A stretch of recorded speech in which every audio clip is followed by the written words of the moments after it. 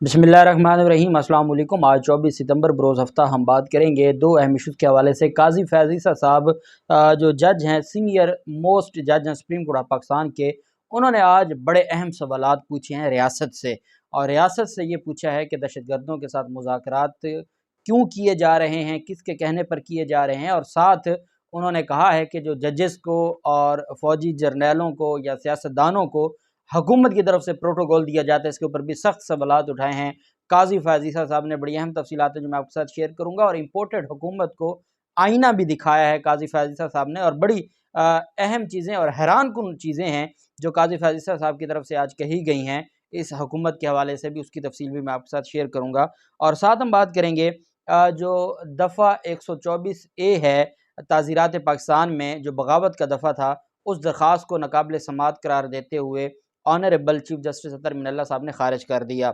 उसकी तफसील भी मैं आपके साथ शेयर करूंगा। पहले मैं आपको बताता चलूं कि आज इमरान खान की तरफ से एक मौक़िफ़ सामने आया है, और इमरान खान ने कहा है कि जो अमरीकी साइफ़र है उसकी तहकीकात आप करवा लें, उसके बाद मैं असम्बली में वापस जाने को तैयार हूँ। कौम को ये बता दें कि ये जो इम्पोर्टेड हुकूमत है, ये अमेरिका ने हमारे ऊपर कैसे मुसल्लत की है, इसकी तहकीकात आप करवा लें, उसके बाद मैं असम्बली में वापस जाने को तैयार हूँ। बेसिकली ये उनका पैगाम था इमरान खान का चीफ जस्टिस उमर बंदयाल साहब को, कि बंदयाल साहब जो बार बार कह रहे हैं, या अतर मिनल्ला साहब जो बार बार कह रहे हैं कि आप पीटीआई वापस चली जाए, पीटीआई पार्लियामेंट में चली जाए, तो इमरान खान ने कहा कि आप साइफर आपके पास पड़ा है और सदर मुमलिकत ने आपको भेजा है कि आप इसके ऊपर तहकीकात करवाएं, और इसके ऊपर कोई जुडिशल कमीशन बनना चाहिए। लेकिन बदकिस्मती से 5 माह हो गए हैं, मुल्क का बेड़ा गर्क कर दिया इस इम्पोर्टेड हुकूमत ने, लेकिन उस साइफर को आज तक खोला तक नहीं है। और ये तो हकीकत है कि honourable chief justice Umar Ata Bandial साहब ने वो पढ़ लिया होगा, और पढ़ने के बावजूद उसके ऊपर कोई एक्शन ना लेना और उसको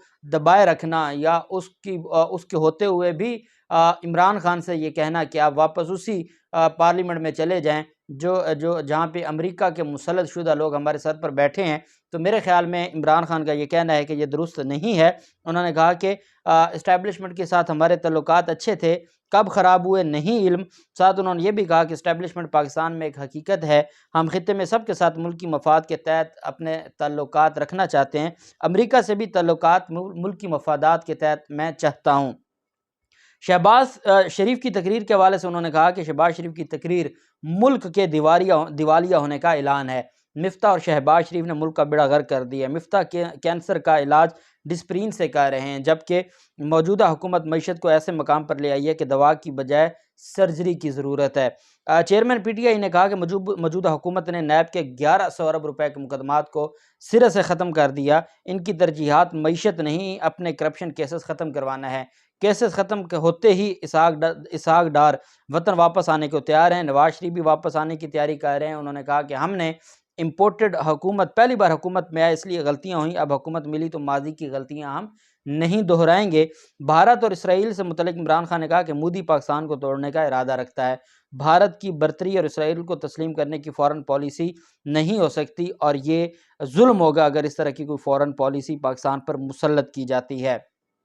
बड़ा क्लियर इमरान खान ने साथ उमर अता बंदयाल साहब को भी मैसेज दिया है कि हम असम्बली में आपके हुक्म पर हम असम्बली में वापस चले जाएंगे, पहले जो साइफर आपके पास अमरीकी साइफर पड़ा है उसकी तहकीकात करके देख लें कि हुआ क्या है। दूसरा, शहबाज गिल के खिलाफ जो बगावत का मुकदमा था, उस पर आज समाअत हुई। जो सेशन जज साहब हैं इस्लामाबाद के, कामरान बशारत मुफ्ती साहब, वो आज मौजूद ने। चूँकि चालान जमा हो गया है, मजिस्ट्रेट वो चालान चला गया सेशन अदालत में, आगे सेशन जज ने किसी मुतलका एडिशनल सेशन जज साहब को भेजना है। इस वजह से आज क्योंकि सेशन जज साहब मौजूद नहीं थे, वो मुतलका जज साहब को केस ट्रांसफ़र ना हो सका, और 30 सितंबर की इसमें तारीख दी गई है, और 30 सितंबर को अब चालान जमा होगा, और उसके बाद फिर फ़र्द जुर्म की कार्रवाई और जो केस है वो आगे चलेगा। और ये केस क्योंकि अभी लंबा जाएगा और इस केस में से निकलना कुछ नहीं है, इस वजह से जो गम व गुस्सा था इम्पोर्टेड हुकूमत का और वो शहबाज गिल पर, वो अपनी मौत आप मर जाएगा। और ये जो बगावत का मुकदमा है, बगावत के केसेस दर्ज करने आसान होते हैं, इनको साबित करना बहुत मुश्किल होता है। ये तौहीन अदालत की तरह है कि तौहीन अदालत में भी कभी किसी के खिलाफ फ़र्द जुर्म आयद होने के बाद पूरा जो ट्रायल है, ट्रायल कंप्लीट होने के बाद बहुत कम लोगों को सज़ा होती है, चूँकि तौहीन को और इज़्ज़त को साबित करना ये बड़ा मुश्किल होता है। और यही वजह है कि और ये मकबूल जान ने कहा है कि इमरान खान अगर माजरत ना करते तो ये मामला कहीं और जाना था और फिर ये मसाइल बनने थे हमारे अदालती निज़ाम के लिए भी। एक बात की मुझे नहीं समझ आती कि अत्तर मिनल्ला साहब जो अपने आप को चैम्पियन समझते हैं फ्रीडम ऑफ एक्सप्रेशन के और आज़ादी इजहार राय के, और कई दर्जनों बगावत के मुकदमात वो खारिज कर चुके हैं। और कल शीरी मज़ारी के वकील ने यह बात की थी कि जनाब आप अगर 1-2 मुकदमात, 10 मुकदमात, 20 मुकदमात खारिज कर देंगे तो ये शाख काटने के मुतरादिफ है, जब तक जड़ बाकी है ये मुकदमात होते रहेंगे। आप आज हैं कल नहीं होंगे, तो बगावत का ये जो काला कानून है ये ऐसे ही चलता रहेगा। और अत्तर मिनल्ला साहब इसके ऊपर नोटिस ले सकते थे, अत्तर मिनल्ला साहब इसके ऊपर अटार्नी जनरल साहब को बुला सकते थे, अमीकस कुराए अदालती मुआवन मुकर्रर कर सकते थे, और एडवोकेट जनरल को बुला सकते थे, और वज़ीर कानून को बुला सकते थे, और इसके ऊपर डिस्कशन हो सकती थी। लेकिन बदकिस्मती ये है कि यहाँ हमारे यहाँ बातें बहुत की जाती हैं, तकरीरें बहुत की जाती हैं, रिमार्क्स बहुत दिए जाते हैं, अमली तौर पर हमें चीज़ें नज़र नहीं आती। यही वजह है कि शीरी मज़ारी की जो बड़ी अहम दरख्वास्त थी, जिसमें ताज़ीरात पाकिस्तान पिनल कोड, मैंने आपको वजाहत की थी कि 1860 में लॉर्ड मिकॉले ने यह कानून हमारे सर पर मुसल्लत किया था, और ये जो सेक्शन 124A है ये पहले 1870 में मुतारिफ हुआ। बरतानिया ने अपने ग़ुलामों को जकड़ने के लिए ये मुतारिफ करवाया, और उसके बाद फिर ये मुतारिफ हुआ।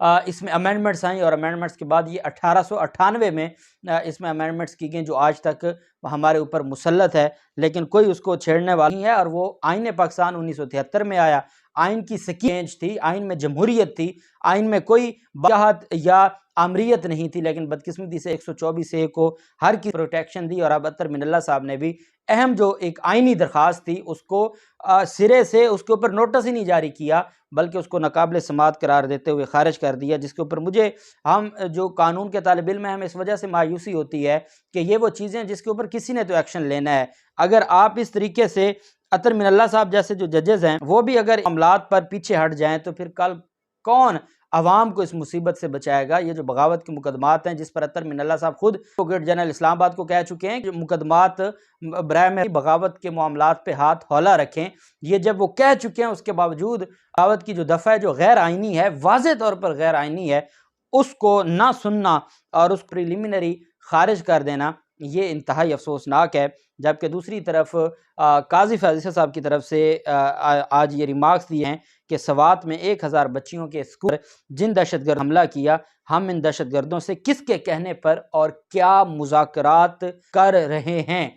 बहुत बड़ी बात की है जो हमारे मुस्तकबिल के चीफ जस्टिस ऑफ पाकिस्तान हैं काजी फैज़ल साहब ने, कि जो दहशतगर्दों के साथ मुज़ाकरात किए जा रहे हैं वो किसके कहने पर और किस मकसद के लिए किए जा रहे हैं, जिन्होंने मासूम बच्चों को की जानें ली हैं। जस्टिस काजी फैज़ल साहब ने कहा कि एक आलमी इदारे की रिपोर्ट के मुताबिक दहशतगर्दों ने सवात में 1000 बच्चियों के स्कूल पर हमला किया।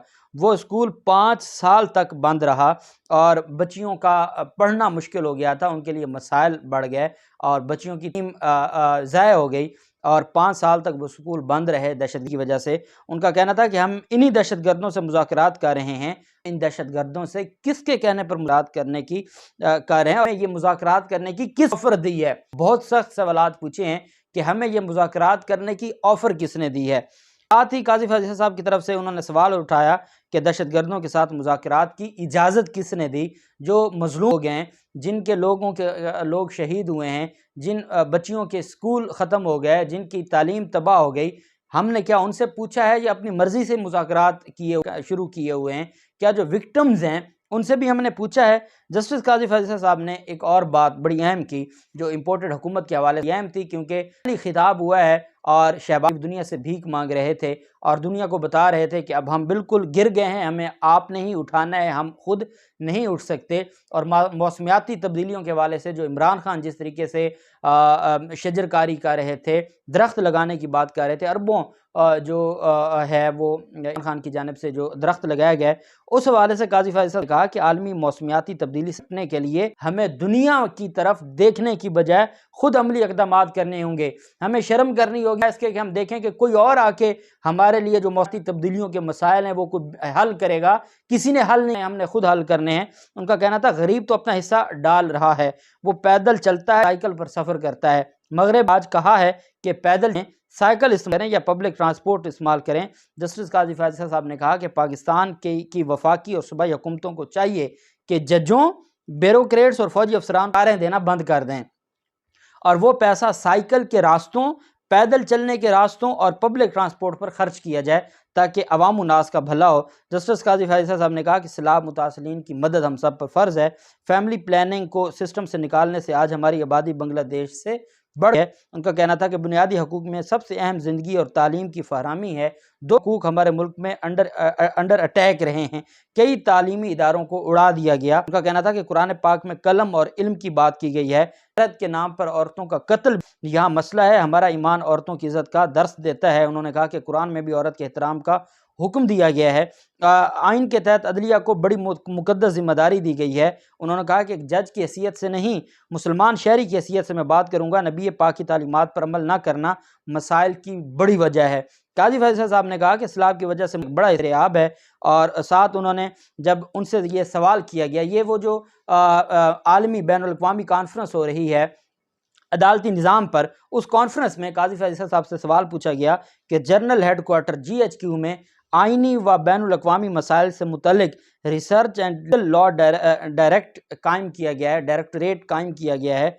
अदलिया इनसे कोऑर्डिनेशन क्यों नहीं कर रही, जिस पर कहना था कि मुझे इल्म है कि फ़ौज ने कोई ऐसा इदारा कायम किया है, अगर वो चाहें तो मैं उन्हें ये कोऑर्डिनेशन देने के लिए तैयार हूँ। उन्होंने कहा कि अगर वो आइनी या बैनुल-अक़वामी इशूज़ से मुतल्लिक कोऑर्डिनेशन चाहते हैं तो मुझे या किसी को भी दावत दे सकते हैं। ये काजी फैज़ल साहब ने हंसते हुए ये बात भी की। बहरहाल अब काजी फैज़ल साहब की तरफ से जो सवालात उठाए गए वो बड़े वैलिड हैं और इसका जवाब इम्पोर्टेड हुकूमत जो हमेशा बाहर की दुनिया की तरफ देख रही है कि कोई हमें कुछ दे, हम खुद ना करें, उनके लिए भी एक बड़ा सवालिया निशान है और बाकी जो हुकूमतों के लिए और इदारों के लिए भी है। अल्लाह पाक पाकिस्तान का नासिर हो। बहुत शुक्रिया। अल्लाह हाफ़िज़। पाकिस्तान जिंदाबाद।